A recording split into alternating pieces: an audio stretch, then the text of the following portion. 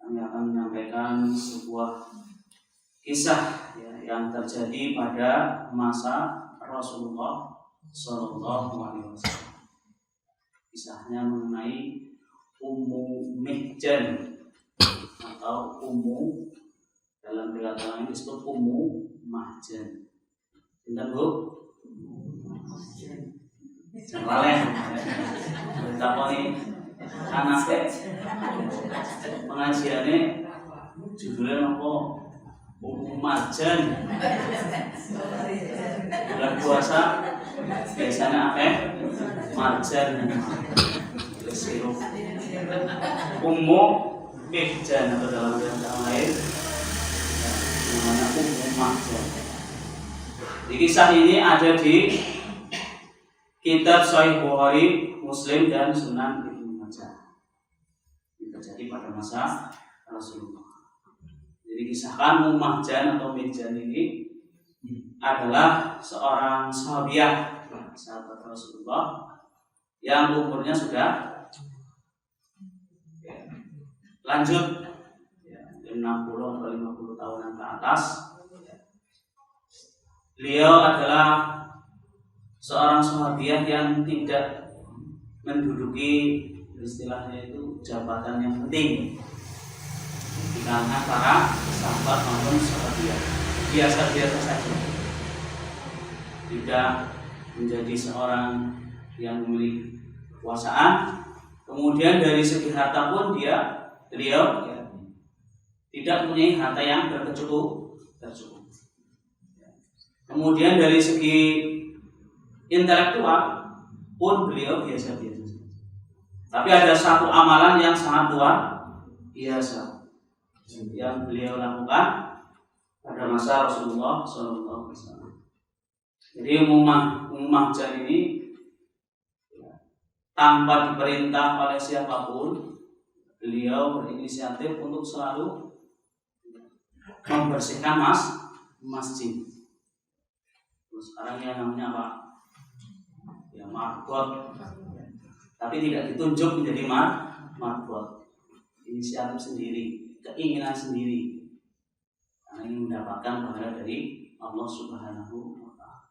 Jadi setiap hari beliau kebiasaannya adalah membersihkan masjid. Ada yang kotor di masjid, beliau membersihkan. Sebelum beliau berangkat bekerja atau setelah beliau berangkat kerja, pagi hari maupun sore hari, terus menerus seperti ini sampai akhir hayat beliau. Nah, suatu saat beliau jatuh sakit sehingga menuju kepada kematiannya. Kebetulan pada waktu itu beliau meninggal pada malam hari. Ketika Rasulullah SAW itu sudah istirahat. Nah, para sahabat kemudian mendengar berita kematian Ummu Mihjan ini, mereka kemudian mengurusi jenazahnya, dimandikan, dikafani, kemudian sampai di sholati, mau dibawa ke kuburan. Beberapa sahabat kemudian menuju ke rumah Rasulullah SAW. Tetapi sesampainya di rumah Rasulullah, mereka enggan karena tidak mau mengganggu istirahat Rasulullah SAW. Kemudian mereka balik kembali. Kita tidak usah membangunkan Rasulullah, beliau sedang istirahat. Toh yang meninggal hanya seorang Ummu Mihjan atau Ummu Mahjan. Nah, saat ini Ummu Mahjan ini lah seorang yang biasa-biasa saja, nggak usah kita mengganggu istirahat Rasulullah. Biarlah kita yang menguburkan saja, nggak usah mengganggu Rasulullah. Akhirnya selesailah penguburan Ummu Mahjan. Kemudian setelah berlangsung penguburan tersebut, beberapa hari kemudian, Rasulullah mencari-cari. Biasa sering melihat ada orang wanita yang sudah tua membersihkan masjid, kok sekarang tidak terlihat. Iwongnya maling dingin, apalagi pelesiran, katon, sekiranya dina orang ketemu, kalau keluar kota atau lagi apa, atau lagi sakit. Lalu beliau bertanya kepada para sahabatnya, mana fulanah yang biasa membersihkan masjid ini? Para sahabat kemudian jawab, ya Rasulullah, ya, si fulanah sudah meninggal. Rasulullah kaget, tuh sudah meninggal kapan? Berapa hari? Kami sebenarnya ke tempat engkau ya Rasulullah, tetapi kami takut membangunkan engkau karena engkau sedang istirahat. Rasulullah kemudian, kenapa engkau tidak membangunkan saya? Ya, agar saya bisa ikut menyemangatimu. Kalau begitu, tolong tunjukkan ya, mana kuburnya. Ya, saya akan doakan dan menyemangati. Lalu para sahabat dan Rasulullah SAW menuju ke kubur dari Ummu Mihjan. Di sana beliau dan para sahabatnya kemudian sholat jenazah. Ini juga bisa menjadi dalil ya. Kita kalau belum ya, menyolati saudara kita karena mungkin terlambat ya, ataupun mungkin ada sesuatu, boleh kita mendatangi kubur, lalu sholat di usaranya atau di sholat jenazah, bukan sholat sunnah atau bukan sholat fardu ya. Kalau sholat fardu tidak boleh di sholat jenazah. Hanya kalau ada orang yang meninggal ya, anaknya jauh di luar kota, misalnya di Amerika ya, ibunya sebaiknya cepat-cepat dikubur, nggak usah menunggu anaknya pulang ya, nanti terlalu lama.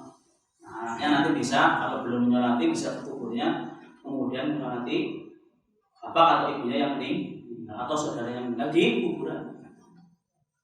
Nah, kita ibunya meninggal, kita sedang di luar negeri, pulangnya mungkin lama, akhirnya ibu atau bapak kita dikuburkan dulu. Nah, kita boleh menyolati di kubur.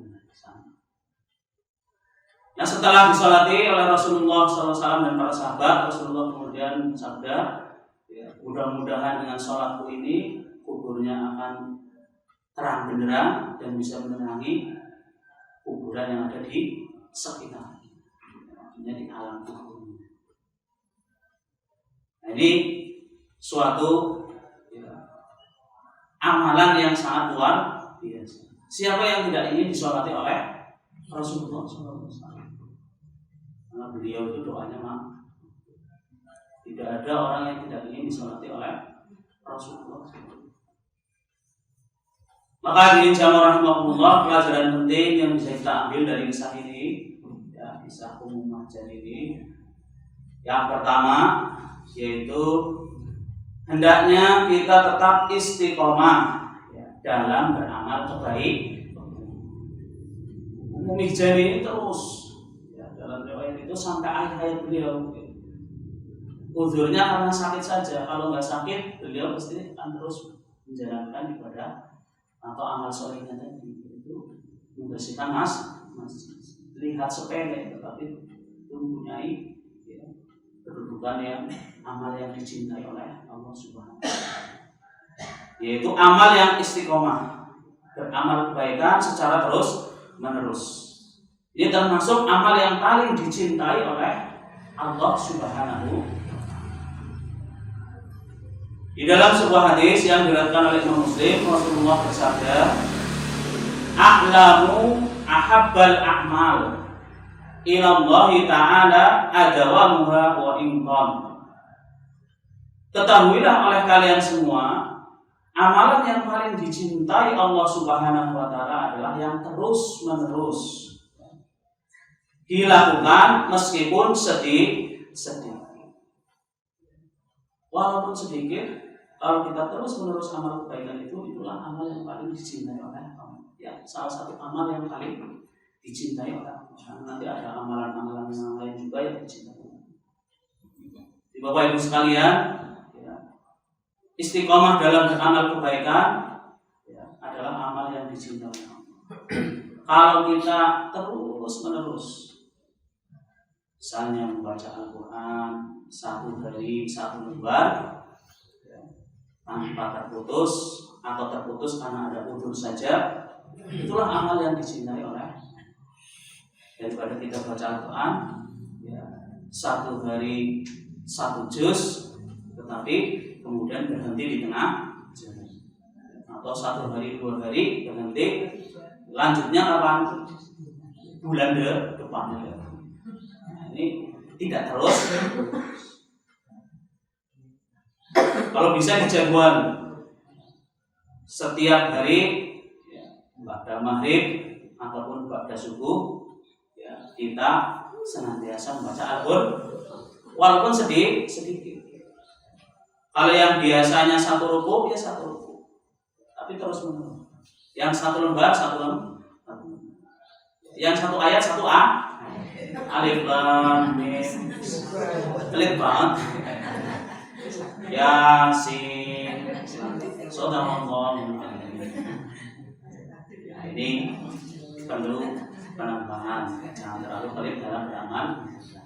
Paling daya beberapa ayat, 10 ayat yang belum lancar, kemudian satu ruku yang sudah lancar, yang sudah sangat lancar sekali, bisa jadi mungkin satu hari satu juz. Dulu ada program one day one juz. Kira-kira ada yang bisa melaksanakan one day one juz, satu hari satu juz? Mungkin ada yang bisa, karena ya, kecintaannya dalam baca Al-Quran. Tapi mungkin kebanyakan tidak bisa, karena kesibukan ataupun yang lain. Jadi terus menerus ya, jangan terputus sampai kita menghadap Allah Subhanahu wa Ta'ala. Apapun amal yang kita lakukan, hendaknya kita lakukan terus menerus, jangan sampai terputus. Walaupun itu sedih. Aku bisa ngajinya malam, Rabu baru malam, Sabtu rok tidak apa-apa. Karena yang lainnya itu sibuk, misalnya ada bisnis dan sebagainya. Tapi kalau terus menerus, ya, insya Allah itu amal yang bisa kita nanti jadikan hujah di yaumil akhir, termasuk amal yang dicintai oleh Allah Subhanahu wa Ta'ala. Kemudian di dalam surat Fussilat ayat 6, Allah Subhanahu wa Ta'ala juga berfirman, ya, perintah agar kita itu beristiqomah. Fastaqimu ilaihi wastaghfiruh. Maka dari itu tetaplah kamu beribadah kepadanya dan mohon ampunan kepadanya. Dalam tafsir maksud dari ayat ini adalah hendaknya kita beristiqomah dalam beribadah kepada Allah disertai dengan istighfar. Kenapa harus disertai dengan istighfar? Karena dalam kita beristiqomah mesti ada hal-hal yang masih kurang. Artinya ketika kita beristiqomah mesti ada ya, ketidaksempurnaan misalnya. Makanya Allah Subhanahu wa Ta'ala ya, menyuruh kita untuk beristiqomah. Dalam kita beristiqomah menjalani kebaikan atau ibadah kepada Allah Subhanahu. Tidak mungkin ya ada yang sempurna. Mesti ada cacat-cacatnya ketika kita beristiqomah. Misalnya karena udzur tadi, yang harusnya setiap hari pada maghrib dia bisa membaca Al-Quran, tapi karena ada sesuatu hal, ada tamu atau musafir, tidak bisa membaca Al-Quran. Ini kan kurang sempurna akhirnya istiqomahnya. Nah, ditutupi dengan senantiasa kita baca istighfar. Allah akan memberikan tambahan pahala. Nah, ini pelajaran yang pertama. Jadi mari kita terus beristiqomah dalam kebaikan, walaupun sedikit, walaupun hal yang sepele. Tapi itu adalah amal yang paling dicintai oleh Allah. Kemudian pelajaran yang kedua, jangan pernah meremehkan kebaikan. Perbuatan baik sekecil apapun pasti akan mendapatkan balasan dari Allah Subhanahu wa Ta'ala. Faman ya'mal mithqala dzarratin khairan yarah Maka barang siapa yang mengerjakan kebaikan walaupun seberat dzarrah, niscaya dia akan melihat balasannya. Surat Al-Zalzalah ayat 7. Dzarrah itu perumpamaan untuk benda yang paling kecil. Kalau di dalam tafsir terjemah lain, ya, seberat biji apa? Biji sawi.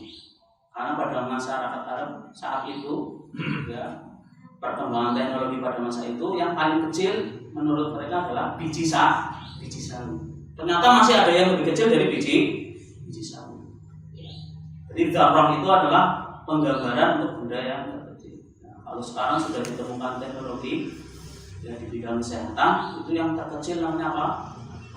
Atom. Benda yang paling kecil. Kalau hewan yang terkecil apa? Apa ya? Kalau dulu kita mengenalnya temu, tapi ternyata masih ada yang lebih kecil. Buletinnya susah, hansing tuh. Temu zaman dulu. Kalau sekarang sudah hilang ya temunya. Nah, itu yang terkecil mungkin virus sekarang ya. Iya, virus corona. Bisa di kamera sampai virus-virus yang lain. Jadi kebaikan yang kecil, ya, sekecil apapun itu pasti akan dibalas oleh Allah Subhanahu wa Ta'ala. Jangan pernah menyepelekan kebaikan. Rasulullah bersabda, wala tahqiranna syai'an minal ma'ruf wa an tukallima akhaka wa anta mumbasitun ilaihi wajhuka inna dzalika minal ma'ruf. Janganlah meremehkan kebaikan sedikit pun, walaupun hanya berbicara kepada saudaramu dengan wajah yang tersenyum kepadanya.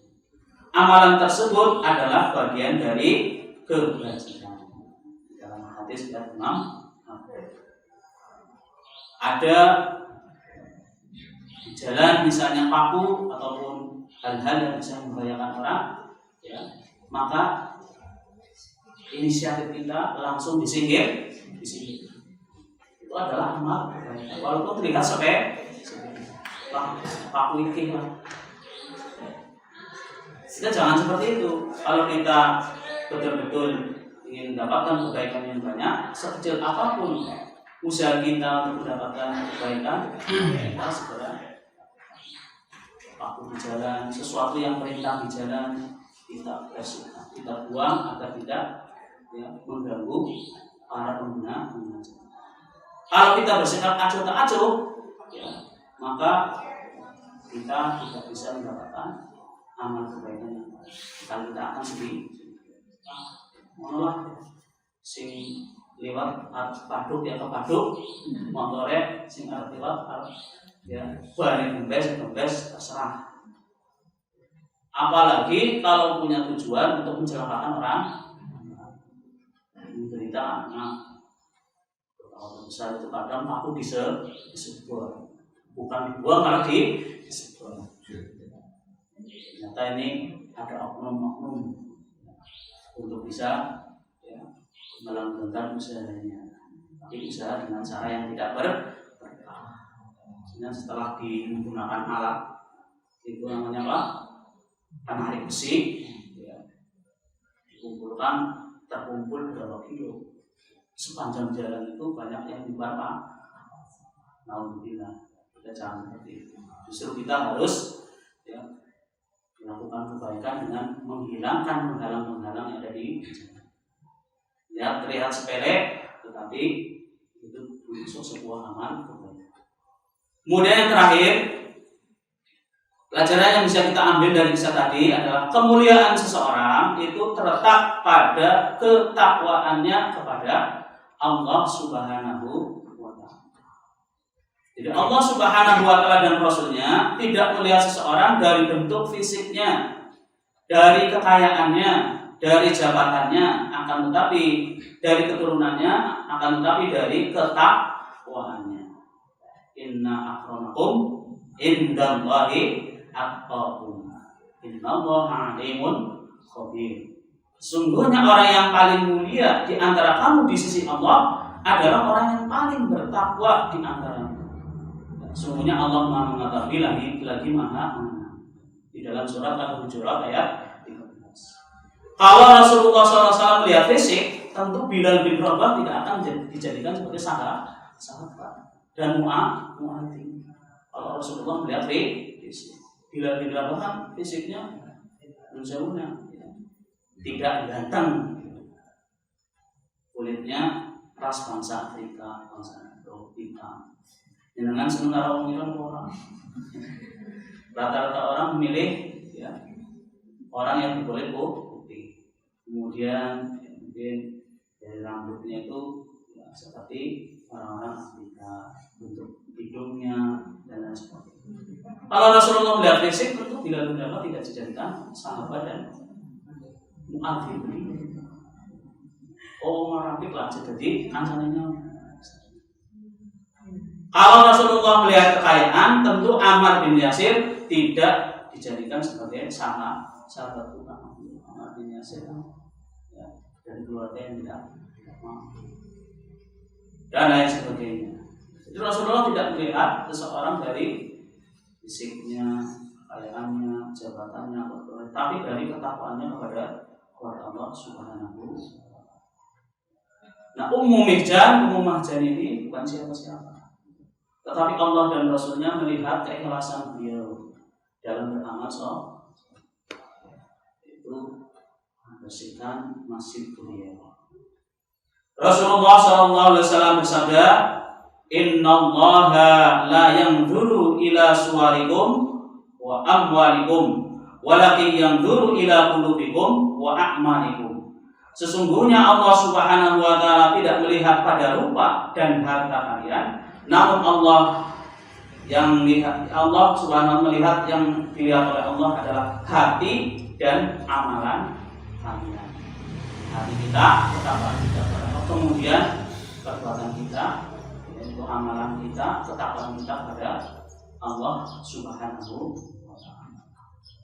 Mari hadirin jamaah rahimahumullah, dari kisah tadi kita bisa mengambil pelajaran yang sangat banyak. Mudah-mudahan kita bisa terinspirasi untuk terus beramal kebaikan, walaupun sedikit, terus menerus beramal kebaikan. Jangan sampai kita menjadi orang-orang yang berhenti dalam beramal kebaikan. Sampai kapan? Sampai kita mati. Dan untungnya lagi, biasanya kalau orang yang terus menerus beramal kebaikan, kebiasaannya dia akan meninggal dalam kebiasaan yang dia lakukan. Kalau kita biasa berpikir kepada Allah, insya Allah nanti dia meninggal, bisa jadi kita dalam keadaan berpikir. Jangan sampai kita dalam kebiasaan yang buruk meninggal dalam kebiasaan yang buruk.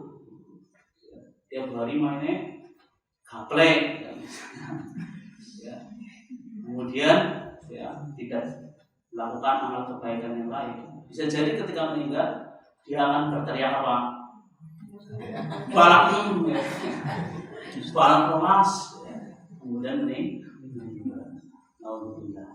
Kita inginkan akhir hidup kita itu dalam kebiasaan yang itu husnul khatimah. Mudah-mudahan apa yang kami sampaikan bisa bermanfaat. Mari kita akhiri dengan hafalatul majlis. Subhanallah.